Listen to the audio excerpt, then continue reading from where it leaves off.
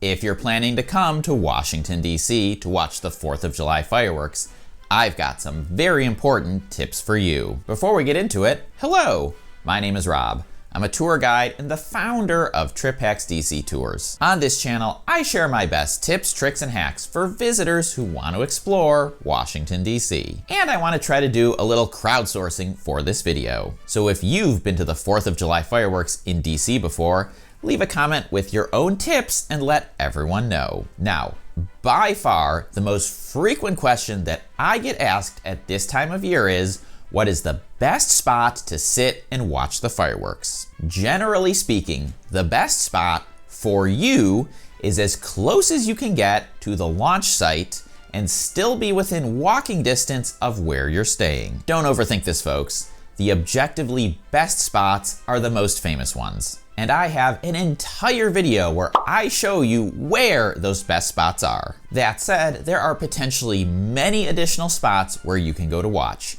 But if it's your first time or you're visiting from out of town, I would focus in on the spots in that video before thinking about anywhere else. Once you've decided where to watch, the next important question is how early to arrive. You should plan to arrive early, but it is a bit of a myth that you have to arrive ridiculously early or camp out the night before. If you want to attend the Capitol Fourth concert on the West Lawn, doors usually open at 3 o'clock, and I recommend not arriving later than 6 o'clock. If you want to watch from the Lincoln Memorial or the west side of the Washington Monument, I would arrive not later than 7 o'clock. And if you want to watch from the grass on the National Mall near the museums, there's usually quite a bit of space over there, and I would plan to arrive by about 8:30. Similarly, the Jefferson Memorial is one of the less popular spots to watch, so you can probably arrive as late as about 8 o'clock and still get a decent view. Fireworks are scheduled to start a bit after 9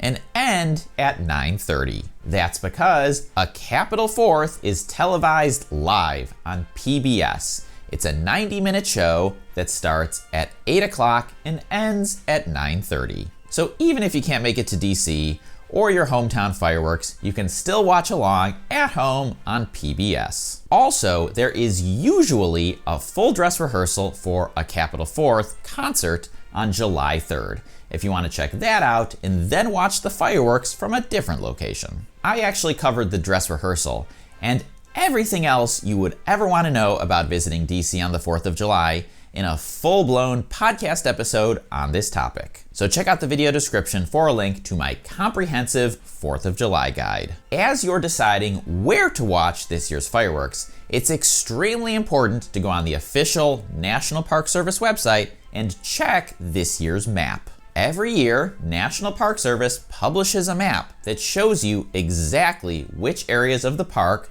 are closed and which areas are open but require you to pass through a security checkpoint. And it will show you where those security checkpoints are. Annoyingly, this map seems to change slightly every single year, but here's a 2022 map for reference. But definitely make sure to double check this year's map just in case anything's changed. Because, for example, sometimes this area west of the Washington Monument requires going through a security checkpoint, and sometimes it doesn't. I am not entirely sure why they change it every year, but they do. And while you're on the website looking at the map, make sure to double check the list of prohibited items. This list is quite comprehensive and includes some rather obvious things like no weapons to some less obvious things like no alcohol. If you're going to be traveling with things, make sure that whatever you have is not on the prohibited list. Now, let's talk about transportation and logistics, because this can make or break your fireworks experience. The best way to get to and from the fireworks,